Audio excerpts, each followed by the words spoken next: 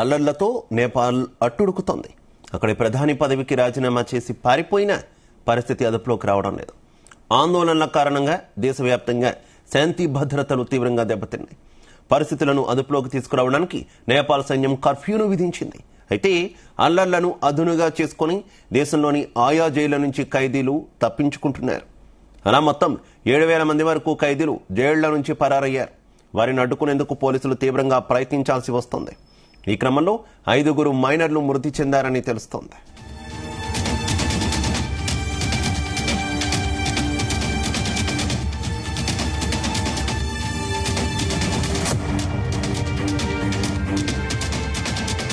నిరసనలను ఆసరాగా చేసుకుని ఖైదీలు జైళ్ల నుంచి తప్పించుకోవడానికి ప్రయత్నించారని నేపాల్ మీడియా కథనాలు తెలిపాయి. జైళ్లలో నిప్పు పెట్టి భద్రతా సిబ్బందిని భయపెట్టి పరారవుతున్నారని చెబుతున్నాయి. అలా దేశవ్యాప్తంగా ఉన్న జైళ్ల నుంచి దాదాపు 7,000 మంది ఖైదీలు తప్పించుకున్నారని సమాచారం. రాజ్విరాజ్, అలాగే గంపా, ఢిల్లీ బజార్, చిట్వాన్, నక్కు, అలాగే కైలాలి, జాలిస్వర్ తదితర జైళ్ల నుంచి వేల మంది తప్పించుకున్నారని తెలుస్తోంది. నౌబస్తా, బాలసదనం నుంచి 76 మంది మైనర్లు పరారయ్యారని సమాచారం. ఈ పరిణామాలతో ప్రజల్లో భయాందోళనలు నెలకొన్నాయి. ఖైదీల నుంచి ప్రాణభయంతో అనేక మంది బాధితులు తమ ఇళ్లు వీడి వేరే సేఫ్ ప్లేస్ కు వెళుతున్నారని నేపాల్ మీడియా చెబుతోంది. ఇక నేపాల్లో ప్రస్తుతం ఉన్నటువంటి తాజా పరిణామాలకు సంబంధించి మరింత సమాచారం మా చీఫ్ న్యూస్ కోఆర్డినేటర్ రాధాకృష్ణ అందిస్తారు. Radhakrishna, very good morning. నేపాల్లో అటు ప్రధానమంత్రితో సహా కీలకమైనటువంటి మంత్రులంతా రాజీనామా చేసినా ఇంకా నిరసనలు కంటిన్యూ అవుతున్నాయి. ఏకంగా ఇదే అదునుగా జైళ్లలో ఉన్నటువంటి ఖైదీలు కూడా పరారైపోతున్నటువంటి పరిస్థితి. ఏం జరుగుతుంది అసలు నేపాల్లో? Good morning Shiva. నేపాల్లో ఇప్పుడే పరిస్థితి ఇంకా చక్కబడలేదని చెప్పవచ్చు. అయితే గత 3-4 రోజులుగా జరుగుతున్న పరిణామాల్లో నేపాల్ మొత్తం అతలాకుతలం అయిపోయిందని చెప్పవచ్చు, అస్తవ్యస్తమైందని చెప్పవచ్చు. ఎప్పుడైతే అక్కడ ఉన్నటువంటి ప్రభుత్వం కేపీ ఓలీ శర్మ తీసుకున్న ఒక నిర్ణయం నేపాల్ సంబంధించి మొత్తంగా ఒక పెను రాజకీయ సంక్షోభానికి, ఒక అంతర్యుద్ధానికి దారితీస్తుందని చెప్పవచ్చు. ఈ నేపథ్యంలో వరుసగా 3-4 రోజులు జరుగుతున్న పరిణామాల్లో అక్కడ ఉన్నటువంటి శాంతి భద్రతలు పూర్తి స్థాయిలో అదుపుదాపై ఒక రకంగా ఆర్మీ సైనిక పాలన కొనసాగుతున్న ఆర్మీ కర్ఫ్యూ విధించిన అక్కడ ఉన్నటువంటి ఆందోళన నిరసనలు మాత్రం ఆగడం లేదని చెప్పవచ్చు. సో ఎప్పుడైతే కేపీ ఓలీ శర్మ రాజీనామా చేశారో అనంతరం అక్కడ సైనిక పాలన అయింది. సో అధికారికంగా సైనికుల మొత్తం పాలన సైనికుల చేతులకు వెళ్ళింది.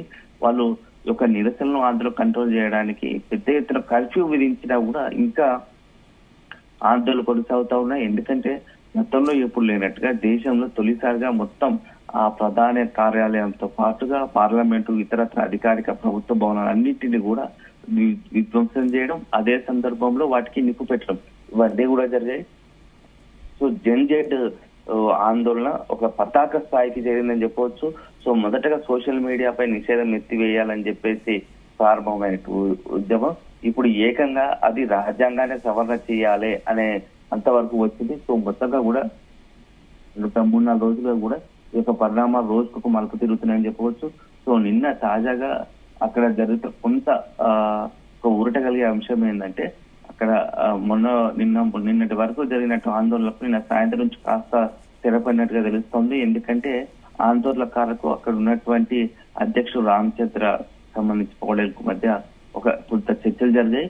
వాళ్ళు ఏంటంటే ప్రస్తుతం తాత్కాలిక ప్రధానిగా అక్కడ పనిచేసినటువంటి ఖర్గేని ఆమె తాత్కాలిక సుప్రీంకోర్టు మాజీ చీఫ్ జస్టిస్ ను తాత్కాలిక ప్రధానిగా నియమించాలని నిర్ణయించినట్టుగా తెలుస్తోంది. సో మొత్తంగా కాస్త ఒక గుర్తుపడ్డప్పటికీ కానీ ఇంకా కొంత లోపల మాత్రం తీవ్ర ఆగ్రహ విషయాలు ఉన్నాయి. సో వాళ్ళు మొత్తంగా కూడా ఆందోళనకారులు ఇప్పుడు రాజ్యాంగాన్ని సవరించాలి, రాజ్యాంగాన్ని మార్చాలనే ఒక నిబంధన తెరపైకి చేస్తున్నారు. సో మరి ఇది నెక్స్ట్ భవిష్యత్తు ఎలాంటి పరిణామాలను సాగిస్తుందో మనం వేచి చూడాలి. అయితే ఈ రాజ్యాంగ సవరణ మాత్రం ఒకటి కొంత ఇండియాపై ఎక్కువ ప్రభావం చూపే అవకాశం ఉంటుంది. అందున హిందువులకు సంబంధించి కొంత తీవ్ర ఇబ్బందికర పరిస్థితులు ఏర్పడే అవకాశం ఉంది. ఎందుకంటే ఇప్పుడు ప్రస్తుతానికి అది హిందూ దేశంగా ఉన్న నేపాల్ను అది పూర్తిగా సెక్యులర్ దేశంగా మార్చాలి అనే దాంట్లో భాగంగానే రాజ్యాంగ సవరణ చేయాలని చెప్పేసి ఈ జెడ్ కొంత డిమాండ్ చేస్తున్నట్టుగా తెలుస్తోంది. ఆందోళనకారులు డిమాండ్ చేస్తున్నట్టు తెలుస్తోంది. అదే జరిగితే ఇప్పుడు ఏదైతే మనం బంగ్లాదేశ్ లో మొన్నటి వరకు చూస్తామో భారతీయ అంటే హిందూ వాళ్ళకి సంబంధించి అనేకమైన దాడులు జరుగుతూ ఉన్నాయి ఇటీవల క్రమంలో. ఇప్పుడు మరొక పరిస్థితి నేపాల్ లో కూడా రావచ్చని తెలుస్తోంది. సో ఇది ఒక పక్క ప్లాన్డ్ గా జరుగుతుందేమో అని చెప్పేసి తెలుస్తోంది. ఎందుకంటే ఇది డీప్ స్టేట్ సంబంధించి ఒక పక్క ప్లాన్ ఏమో తెలుస్తా ఉంది. ఎందుకంటే బంగ్లాదేశ్ లో ఇదే రకంగా ఆందోళన మొదలయ్యాయి. అక్కడ ఉన్నటువంటి ప్రధాని వైద్యులు కొత్త తాత్కాలిక ప్రధాని ఏర్పాటు చేస్తారు. అప్పటి నుంచి కూడా హిందువులపై దాడులు జరుగుతుంది. ఇప్పుడు ఇక్కడ కూడా నేపాల్ అదే తరహా కూడా కొనసాగడం వెనక కుట్ర ఉందా అని చెప్పేసి చర్చ జరుగుతుంది. సో ఇదొక రాజ్యాంగ సవరణ సంబంధించి డిమాండ్ చేయడం మొత్తంగా కూడా ఒక తీవ్ర ఆందోళనకు తీవ్ర మరే ఘర్షణలకు కారణమయ్యే అవకాశం కనబడుతుంది. ఇదొక అంశం. అయితే రాధాకృష్ణ, భారత్ చుట్టూ కూడా ఈ రెజీమ్ చేంజ్లు ఎక్కువగా కనిపిస్తున్నటువంటి పరిస్థితి కదా. మనం పాకిస్తాన్ లో ఇదే చూసాం, బంగ్లాదేశ్ లో, శ్రీలంకలో చూసాం, ఇప్పుడు నేపాల్ వంతు. అంటే దాదాపుగా సార్క్ దేశాలన్నింటిలో కూడా ఇదే ఒరవడి మనకు కనిపిస్తున్నటువంటి పరిస్థితి. ఏమనుకోవాలి, వెస్టర్న్ కంట్రీస్ హస్తం ఉందని కొంతమంది కామెంట్ చేస్తున్న సిచ్యువేషన్ కదా. ఎంతవరకు ఛాన్సెస్ ఉన్నాయనుకోవాలి? ఖచ్చితంగా శివ. ఎందుకంటే ప్రస్తుతము మొత్తం ప్రపంచంలోనే భారత్ ఒక అత్యధికమైనటువంటి ఆర్థిక శక్తిగా ఎదుగుతోంది. ఎన్నో దేశాలకు కొంత, ఎందుకంటే ప్రస్తుతానికి ఐదవ అతిపెద్ద ఆర్థిక శక్తిగా ఉన్న మూడవ ఆర్థిక శక్తికి ఎదిగే ప్రయత్నంలో భాగంగా త్వరలోనే మూడవ అతిపెద్ద ఆర్థిక శక్తిగా మారబోతోంది. సో కొద్ది రోజుల్లోనే, అతి త్వరలోనే మొత్తం భారతదేశం యావత్ ప్రపంచాన్ని శాసించే స్థాయికి ఎదుగుతోంది. అత్యధికమైనటువంటి మానవ వనరులు కలిగి ఉండడం, మేధో సంపత్తి కలిగి ఉండడం, అడ్వాన్స్ టెక్నాలజీకి ఏదైనా ప్రపంచం నలుమూలల ప్రతి దగ్గర ఎక్కడ చూసుకున్నా దానికి ఏదైనా ఒక సాంకేతిక పరిజ్ఞానం కావచ్చు, ఇతరత్ర ఏ విషయంలో కనుగొన్నా ఏదైనా నూతన సంబంధించినటువంటి కనుక్కోవాలనుకుందా దాని పాత్ర భారతీయులదే ఉంటుంది. సో అత్యంతమైనటువంటి మేధో సంపత్తి కలిగింది. సో ఇవన్నీ కూడా ఒక రకంగా మిగతా దేశాలకు కావచ్చు, ఇతరత్ర ఇప్పుడు ఏవైతే తాము ప్రపంచాన్ని శాసించాలని అనుకుంటున్నటువంటి అలాంటి దేశాల కన్ను భారత్ పై పడ్డట్టుంది.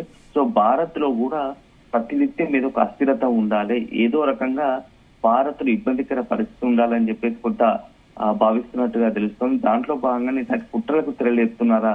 ఎందుకంటే సరిహద్దుకు సంబంధించి అనేక సమస్యలు తెరలేసే ప్రయత్నం చేస్తూ ఉన్నారు. ఎందుకంటే బంగ్లాదేశ్ ఇటీవల కాలంలో అక్కడ వచ్చినటువంటి హుస్సేన్ ప్రభుత్వం కూడా భారత్ ను ఇబ్బంది పెట్టే విధంగా, అంటే కొంత భూభాగం తమదే అని చెప్పేసి డిమాండ్ చేసేట్టుగా ప్రయత్నం చేస్తోంది. సో ఇప్పుడు తాజాగా జంజేడ్లకు సంబంధించి ఎవరైతే కొత్తగా బాలేంద్ర షా పేరు వినిపించిందో, బాలేంద్ర షా సంబంధించి కూడా కొంత ఇదే సెక్యులర్ గా ఉండడం, అదే సందర్భంలో ఉత్తరాఖండ్ కావచ్చు, ఉత్తరప్రదేశ్ లో కొన్ని ప్రాంతాలు తమవే అని చెప్పే ప్రయత్నం చేయడం చూస్తూ ఉంటే, భారత్ ను సరిహద్దు ఇప్పటికే పాకిస్తాన్ తో మనకు దశాబ్దాల కాలంగా దాయాది పోరుగా నడుస్తూ ఉంది. పాకిస్తాన్ నుంచి ఈ సరిహద్దు కాశ్మీర్ ఇష్యూ ప్రభుత్వం ఉంది. ఇప్పుడు మరోవైపు ఇటు బంగ్లాదేశ్ కావచ్చు, నేపాల్ నుంచి కూడా అట్లాంటి పరిస్థితే ఒకటి తీసుకొచ్చే ప్రయత్నం ఏమైనా జరుగుతుందా అని చెప్పేసి కూడా ఒక చర్చ లేకపోలేదు. సో ఏదేమైనా భారత్ మాత్రం చాలా స్థిరంగా అన్ని పరిస్థితులను నిశ్చితంగా గమనిస్తూ ఉంది. ఎందుకంటే ఇట్లాంటివన్నీ పరిస్థితులు చూసింది కాబట్టి భారత్ కూడా చాలా వ్యూహాత్మకంగా వెళ్తుంది. ఎలాంటి పరిస్థితులైనా ఎదుర్కోవడానికి సిద్ధంగా ఉంది. ఎందుకంటే ఇటీవల కాలంలో భారత్ పాకిస్తాన్ మధ్య జరిగిన ఉద్రిక్త పరిస్థితి నేపథ్యంలో పాకిస్తాన్ కు ఎంత బుద్ధి చెప్పాలో అలాగే చెప్పింది. అలాంటిది ఇప్పుడు నేపాల్, అదేవిధంగా బంగ్లాదేశ్ దేశాలకు కూడా అదే స్థాయిలో భవిష్యత్తులో ఎట్లాంటి చర్యలకు పాల్పడితే, ఇలాంటి పరిస్థితికి తీసుకొస్తే మాత్రం అట్లాంటి పరిస్థితి బుద్ధి చెప్పేందుకు భారత్ కూడా సిద్ధంగా ఉంది. సో ఇట్లాంటి పరిణామాలు గమనిస్తున్నటువంటి భారత్ కూడా భారత్ సంబంధించి నేపాల్ సరిహద్దు దగ్గర పెద్ద ఎత్తున భద్రతను కూడా కట్టుదిట్టం చేశారు. ఎందుకంటే అక్కడ ఇటీవల జరుగుతున్న పరిణామాల నేపథ్యంలో అనేక మంది భారత్ లోకి చొరబడేందుకు ప్రయత్నిస్తున్నారని ముందే పసిగట్టింది.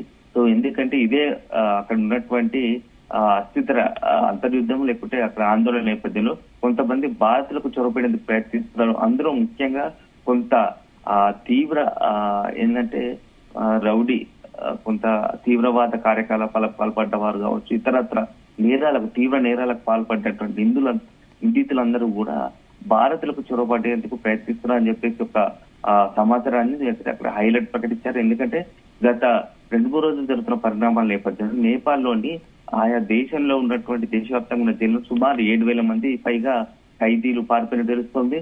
అందులో ఒక 540 ఆరోపణలు ఎదుర్కొని తీవ్ర నేరాలు చేసి ఆ జైలుకు వెళ్ళిపోయినట్టు వాళ్ళంతా కూడా బయటకు వచ్చారు. జైళ్లకు నిప్పు పెట్టి అక్కడ ఉన్నటువంటి జైలు సిబ్బంది భయభ్రాంతులకు గురి చేసి ఈ కర్ఫ్యూను అడ్డంగా పెట్టుకుని ఆందోళన అడ్డు పెట్టుకుని బయటపడ్డట్టుగా తెలుస్తుంది. సో అందులో కొందరు భారత్లోకి చొరబడి భారత్ లో నేరాలకు పాల్పడేందుకు ప్రణాళికలు రచించినట్టుగా సమాచారం అందుకుని హై అలర్ట్ కూడా ప్రకటించారు. సో ఒకవైపు నేరస్తులు పారిపోయారు, అక్కడ ఉన్న దీంతో పాటుగా రాజ్యాంగ సవరణ కూడా ఉన్నారు.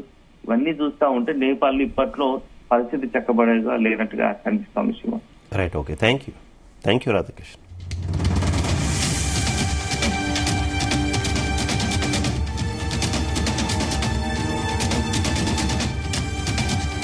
అల్లర్లతో నేపాల్ అట్టుడుకుతోంది. అక్కడి ప్రధాని రాజీనామా చేసి పారిపోయిన పరిస్థితి అదుపులోకి రావడం లేదు. ఆందోళనల కారణంగా దేశవ్యాప్తంగా శాంతి భద్రతలు తీవ్రంగా దెబ్బతిన్నాయి. పరిస్థితులను అదుపులోకి తీసుకురావడానికి నేపాల్ సైన్యం కర్ఫ్యూ విధించింది. అయితే అల్లర్లను అదునుగా చేసుకుని దేశంలోని ఆయా జైళ్ల నుంచి ఖైదీలు తప్పించుకుంటున్నారు. అలా మొత్తం 7,000 మంది వరకు ఖైదీలు జైళ్ల నుంచి పరారయ్యారు. వారిని అడ్డుకునేందుకు పోలీసులు తీవ్రంగా ప్రయత్నించాల్సి వస్తోంది. ఈ క్రమంలో 5 మైనర్లు మృతి చెందారని తెలుస్తోంది.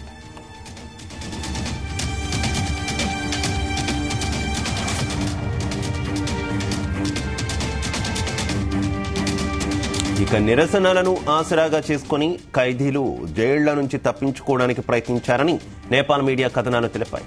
జైళ్లలో నిప్పు పెట్టి భద్రతా సిబ్బందిని భయపెట్టి పరారవుతున్నారని చెబుతున్నాయి. అలా దేశవ్యాప్తంగా ఉన్న జైళ్ల నుంచి దాదాపు 7,000 మంది ఖైదీలు తప్పించుకున్నారని సమాచారం. రాజ్బిరాజ్, అలాగే గౌమ్కా, ఢిల్లీ బజార్, చిట్వాన్, నక్కు, కైలారి, జాలిస్పర్ తదితర జైళ్ల నుంచి 1,000 మంది తప్పించుకున్నారని తెలుస్తోంది.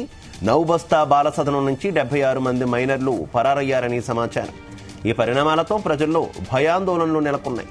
ఖైదీల నుంచి ప్రాణభయంతో అనేక మంది బాధితులు తమ ఇళ్లను వీడి వేరే సేఫ్ ప్లేస్లకు వెళుతున్నారని నేపాల్ మీడియా చెబుతోంది.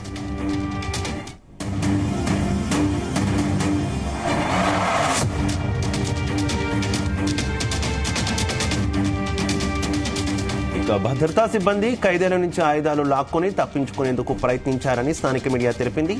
ఈ క్రమంలోనే సిబ్బంది జరిపిన కాల్పుల్లో 5 మైనర్లు ప్రాణాలు కోల్పోయారంటోంది. ఇక సింధూలిగడి జైల్లో ఖైదీలు నిప్పు పెట్టారని, అనంతరం అక్కడి నుంచి 43 మంది మహిళలు సహా మొత్తం 471 మంది తప్పించుకుంటున్నట్టు అధికారులు తెలిపారు. ఇక నవాల్ పరాసి వెస్ట్ జిల్లా జైలు నుంచి 500 మంది పరారయ్యారంటున్నారు. భారత్ నేపాల్ సరిహద్దుల్లో ఉత్తరప్రదేశ్లోని సిద్ధార్థ్ నగర్ జిల్లాలోకి చొరబడేందుకు యత్నించిన 5 ఖైదీలను సశస్త్ర సీమాబల్ అదుపులోకి తీసుకుంది.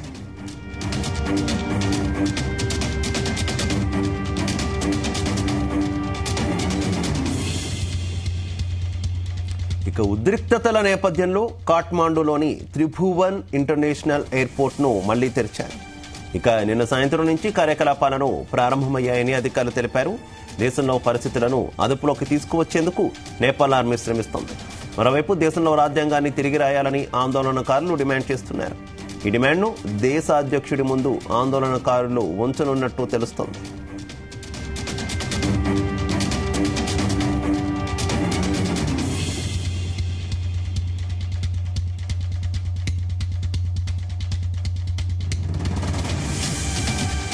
ఇక నేపాల్లో గత 2 రోజులుగా కొనసాగుతున్న ఆందోళనలో ఇప్పటి వరకు 3 పోలీసులు సహా 30 మంది ప్రాణాలు కోల్పోయినట్టు అధికారులు వెల్లడించారు. మరో 715 మంది గాయాల పాలైనట్టు తెలిపారు. ఆందోళనలో గాయపడిన నేపాలీ కాంగ్రెస్ చీఫ్ మాజీ ప్రధాని షేర్ బహదూర్ దేవ్బా, ఆయన భార్య విదేశాంగ మంత్రి అర్ను రాణా దేవ్బాలు ఆసుపత్రిలో చికిత్స పొందుతున్నారు. ప్రస్తుతం ఆమె పరిస్థితి విషమంగా ఉన్నట్టు తెలుస్తుంది.